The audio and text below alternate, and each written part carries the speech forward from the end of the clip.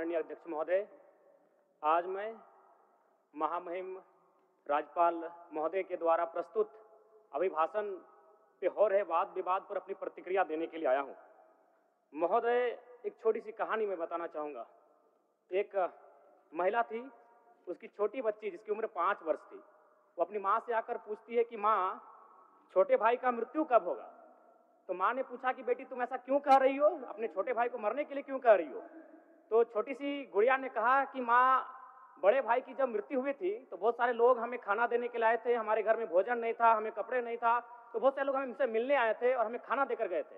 और मैं चाहती हूँ कि छोटा भाई भी अगर मर जाएगा तो शायद बहुत सारे लोग आएंगे, हमें भोजन देंगे, हमें खाना देंगे, हमें कपड़े देंगे, क्योंकि हम 4-5 दिनों से भूखे हैं।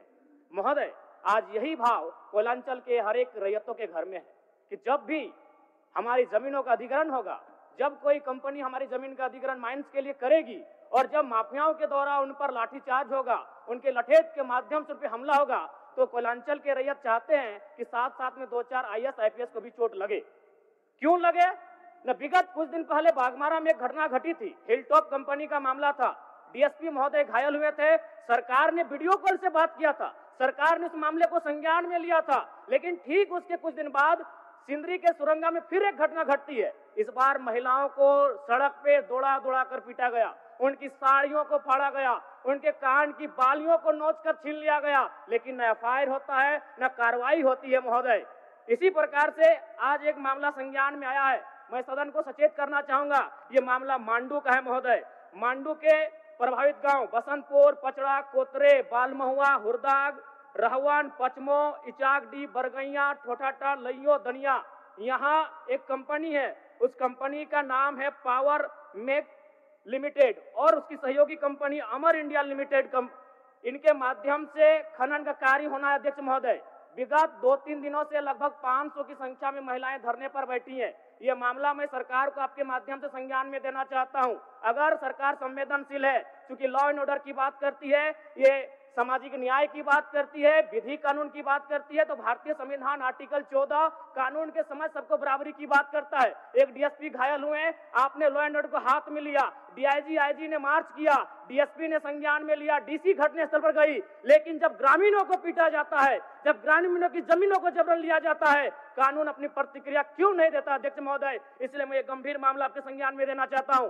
महोदय, भारतीय संविधान आर्टिकल 301 कहता है, क्योंकि इससे पहले जो जमीन का मामला था वो हमारा मौलिक अधिकार था, लेकिन संशोधन करते हुए 300A में डाला गया है। वर्तमान वो हमारा मौलिक अधिकार न होकर संवैधानिक अधिकार है। अध्यक्ष महोदय, और वो क्लाउज कहता है कि जिसके पास भूमि नहीं है सरकार उसे भूमि आवंटित करेगी, लेकिन यहाँ दुर्भाग्य इस राज्य का कि जिनकी भूमि है, सदियों से, हजारों वर्षों से वो भूमि पर वो जोत तोड़ करते हैं, और आज लगता है कि ब्रिटानिया हुकूमत बरकरार है, ईस्ट इंडिया कंपनी का शासन इस राज्य में बरकरार है। आज इसी प्रशासन के जोर पर आज उनकी जमीनों का जबरन अधिग्रहण किया जाता है। मांडू का मामला को संज्ञान में लीजिए, सुरंगा का मामला संज्ञान में लीजिए, घोरा का मामला संज्ञान में लीजिए। अध्यक्ष महोदय, क्योंकि रोज रोज आपके DSP घायल होने का इंतजार मत कीजिए। विधि के समक्ष अगर सब बराबर हैं तो रैयतों को भी जान जाती है, रैयतों को भी चोट लगता है। इस मामले को संज्ञान में लेंगे। महोदय, मैं आगे कहना चाहूंगा, अभी वरिष्ठ नेता ने कहा लॉ एंड ऑर्डर, मैं मानता हूं कि लॉ एंड ऑर्डर आपका है, लेकिन कहां है अध्यक्ष महोदय?